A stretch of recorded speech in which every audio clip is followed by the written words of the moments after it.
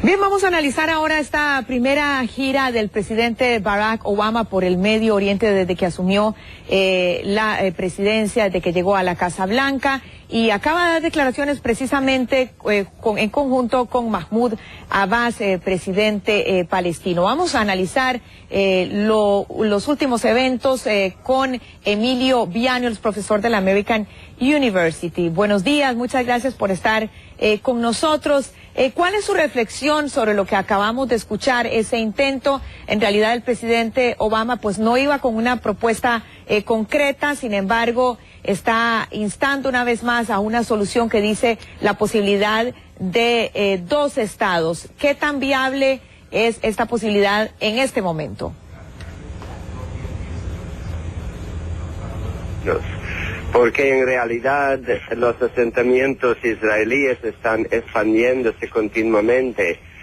El nuevo gobierno de Netanyahu le dio la cartera de ministro de Vivienda a un colono que es miembro de un partido ultranacionalista, Hogar Judío, que claramente apoyará más y más asentamientos, particularmente en lo que se llama la zona E1, que hasta ahora se consideraba completamente protegida contra los asentamientos israelíes. Prácticamente los palestinos, si tuvieran su propio estado, no harían el control de su espacio aéreo, de su espacio marítimo, de sus fronteras, no podrían tener ejército, no podrían en muchas maneras tener ninguna autonomía verdadera. Así que para empezar, la idea de un Estado soberano para los palestinos no es realística, es una falsa promesa. Para el presidente, comparar la situación entre Israel y los palestinos como hizo a la de Canadá y los Estados Unidos es en realidad casi un insulto, porque no hay ninguna comparación entre los dos. Bueno, y escuchamos que el presidente palestino Mahmoud Abbas al final de la conferencia de prensa hizo hincapié precisamente en este aspecto que usted está mencionando de los asentamientos. ¿Qué percepción podría tener o qué acogida podría tener estas declaraciones y estas declaraciones también del presidente Barack Obama, no solo de Mahmoud Abbas, en los líderes de Israel? Bueno, claramente los líderes de Israel están en control de la situación. Saben muy bien que el presidente Obama hizo esta visita también para su propio, digamos, mercado interno en los Estados Unidos. Porque esta visita es en parte para, digamos, que no haya más críticas como hubo por parte de Mitt Romney durante la campaña presidencial y de los republicanos, que Obama no visitó a Israel cuando estuvo en Turquía, estuvo en Egipto, estuvo en otras partes del Oriente Medio, y naturalmente el voto judío, el voto evangélico son muy importantes en los Estados Unidos, y tendremos elecciones el año próximo, y para Obama es muy importante que los demócratas continúen a controlar el Senado y ojalá puedan reconquistar la Cámara de Diputados, lo que le permitiría que sus proyectos de leyes serían aprobados más rápidamente para él concluir su presidencia con éxito, triunfalmente. Si los demócratas no ganan, sería naturalmente muy dañino a su imagen, a su herencia, a su reputación. Yo creo que esta visita es para que no haya más esta crítica, para que se pueda, digamos, eliminar de la mesa y haya para los demócratas el año próximo una posibilidad de un triunfo legislativo. Así que es una visita no tanto para Israel a los palestinos, pero para los Estados Unidos. Por eso que el presidente no tiene ningún plan, está hablando de escuchar. ¿De escuchar qué? Ya se saben las posiciones muy claras. Y no dice, escuchamos y después vamos a Washington y prepararemos un plan de acción. No dijo esto. Así que me parece algo, digamos, de relaciones públicas, a donde claramente está apoyando la posición de Israel. Bien, muchas gracias por ofrecernos su punto de vista. Buenos días, era Emilio Viano de American University desde Washington.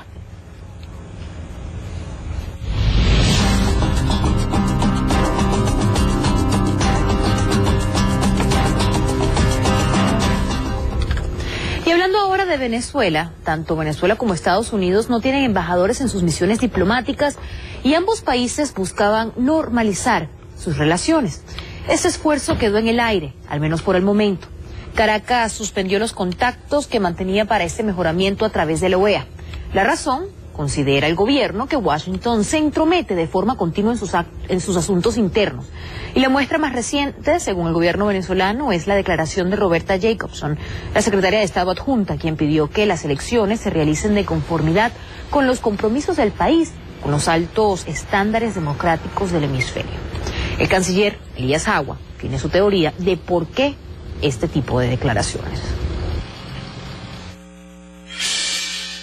Las fuerzas imperiales que dominan el gobierno de los Estados Unidos creen que ha llegado la oportunidad de ponerle la mano nuevamente a Venezuela y a sus recursos estratégicos, porque ya no está el comandante Chávez. Bueno, está muy equivocado. Y por cierto, ya que estamos hablando del canciller venezolano, Elías Agua condecoró con la Orden Francisco de Miranda a los 2 diplomáticos que fueron expulsados por Estados Unidos. Esto por los 2 agregados aéreos estadounidenses, cuya salida había ordenado Venezuela poco más de una semana antes. Y aprovechamos ahora la oportunidad para contarles que en aras de ofrecer una conversación franca sobre las propuestas del gobierno de los 2 principales candidatos presidenciales en Venezuela, les hemos hecho una invitación pública al país. CNN ha invitado al presidente encargado Nicolás Maduro y al líder de la oposición Enrique Capriles Radonsky a un foro presidencial. La fecha y hora propuestas son el 4 de abril en Caracas a las 7:30 de la noche hora local, 8 de la noche hora este en Estados Unidos, y queremos reiterar la invitación para que no solo Venezuela, sino todo el mundo pueda escuchar a ambos candidatos expresar las políticas de gobierno que marcarán el futuro de la nación. Y obviamente que CNN en español tendrá una amplia cobertura el día de las elecciones el próximo 14 de abril con nuestra compañera Patricia Llaniot, Fernando del Rincón y Osmari Hernández desde Caracas. Bueno, ayer salieron a la luz algunas versiones sobre un supuesto apoyo que el ahora Papa Francisco le habría dado cuando era cardenal a las uniones civiles entre personas del mismo sexo en Argentina. La Iglesia por el momento no se ha pronunciado, el Vaticano no ha enviado ningún comunicado sobre estos señalamientos. Sin embargo, un activista gay y un expastor luterano avalan esta versión descartada de plano por un conocido sacerdote de la capital argentina. Nuestro corresponsal José Manuel Rodríguez nos tiene los detalles. Algunos promotores de los derechos de los homosexuales afirman que el entonces cardenal Bergoglio, en privado, habría apoyado las uniones civiles entre personas del mismo sexo en medio del debate acerca del derecho al matrimonio para los gays. Él entiende que las personas homosexuales tienen que tener derechos que los resguarden socialmente, pero que él creía que la Argentina no estaba madura para una ley de matrimonio igualitario. En todo caso, era más afín a una ley de unión civil. El diario The New York Times señala en un artículo que en una reunión de la Conferencia Episcopal Argentina en 2010, el actual Papa, luego de un acalorado debate sobre el matrimonio entre personas del mismo sexo, habría propuesto como solución pragmática apoyar las uniones civiles, posición que supuestamente no prosperó por la fuerte oposición de los obispos. Según el rector de la Catedral Metropolitana de Buenos Aires, Alejandro Russo, es imposible saber lo que hablan los prelados en esos encuentros y las actas de esas conversaciones en Argentina no se publican. Según dijo el religioso a CNN, es improbable que el pontífice haya dicho eso, ya que públicamente se expresó en contra de las uniones civiles en la ciudad de Buenos Aires. El padre Russo señala que las relaciones entre la iglesia y el alcalde de la ciudad quedaron congeladas en 2007 a raíz de la aprobación de esta medida. En 2010, cuando se debate el matrimonio homosexual en el Congreso, el entonces cardenal Bergoglio, en unas cartas a las hermanas carmelitas, dijo que el casamiento entre personas del mismo sexo es la pretensión destructiva al plan de Dios. Además, precisó, y citamos, aquí también está la envidia del demonio por la que entró el pecado en el mundo. Y aludiendo a San José, la Virgen y al niño Jesús, puntualizó textualmente, que ellos nos socorran, defiendan y acompañen en esta guerra de Dios. Estas declaraciones ofendieron al ex pastor de la iglesia dinamarquesa en Buenos Aires, Andrés Albertsen, quien es gay y quien le envió una carta al cardenal.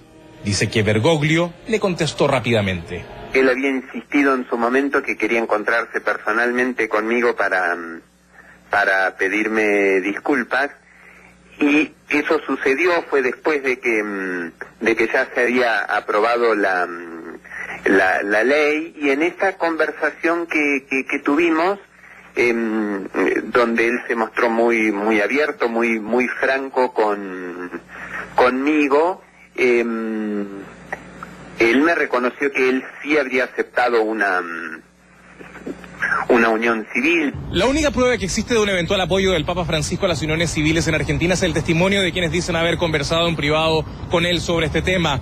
El Vaticano no negó ni confirmó estas versiones, aunque admitió que Bergoglio podría haberlo dicho mientras era cardenal. José Manuel Rodríguez, CNN, Buenos Aires. Y pasamos ahora a Uruguay, ya que luego del caso de racismo en el que la afro-uruguaya, Taina Ramírez, fue golpeada brutalmente por 4 mujeres en la calle. Se busca ahora hacer conciencia sobre esta problemática en un país de 3,3 millones de habitantes, donde alrededor del 5% se identifican como negro o de ascendencia africana. Darío Klein nos preparó el siguiente informe.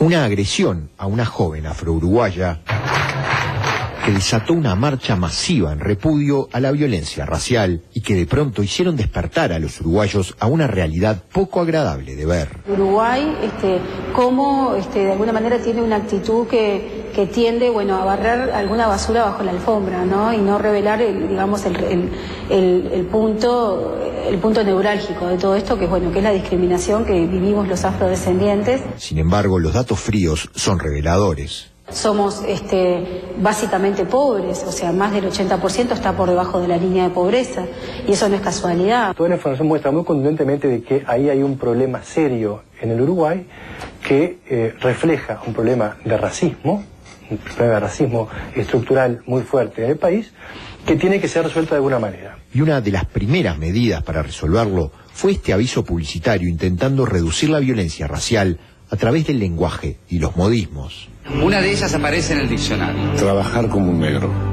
Esto evoca un pasado de sometimiento que no debería repetirse para ningún ser humano. El racismo no es algo que sea natural, que aparezca como una nube, como una lluvia. Es algo que se va construyendo y se va reproduciendo a través del discurso. Pero parte de la población sigue sin ver al racismo como un problema e incluso tomó la campaña como motivo de burla. Ahora se dice afrodescendiente, pero se dice afrodescendiente en tono de burla, cuando muchas veces se decía negro en tono cariñoso. Entonces me parece que en realidad no va a las raíces, sino que me parece que es una cosa media superflua. Considero que el racismo está más fomentado de la parte de los que se consideran discriminados que, digamos, del otro lado. Sin embargo, en general sirvió para reflexionar y poner las barbas en remojo. Considero que tenemos todos en nuestra parte del lenguaje unas frases en comunes y, ¿verdad? Es decir, trabajar como negro, utilizar la palabra negro siempre para disminuir a las personas. Discriminación racial en el Uruguay existe acá en el Uruguay y existe en casi todas las partes del mundo. La consecuencia de todo esto es que efectivamente las antenas están desplegadas en este momento y uno es mucho más consciente de que cuando dice algo con ciertas palabras, de cierta manera, efectivamente está contribuyendo a la reproducción del racismo. Para este año, el Senado tiene previsto votar una ley de acciones afirmativas para la población negra, con medidas que mejoran su acceso a la salud y a la educación, y que incluyen una cuota del 8% de las vacantes del Estado destinadas a los afro-uruguayos. El tiempo dirá si esto marca un antes y un después para terminar con el racismo en este país. Para CNN, Darío Klein, Montevideo. Hasta hace unos años los pozos de la ciudad producían mucha agua, pero poco a poco su capacidad ha disminuido. Esto pasa en todas partes del mundo. Yo cumplo con mi obligación de abastecerla y purificarla. Cumpla usted con su obligación de no desperdiciarla, porque gota a gota el agua se agota. Municipalidad de Guatemala. Cumple.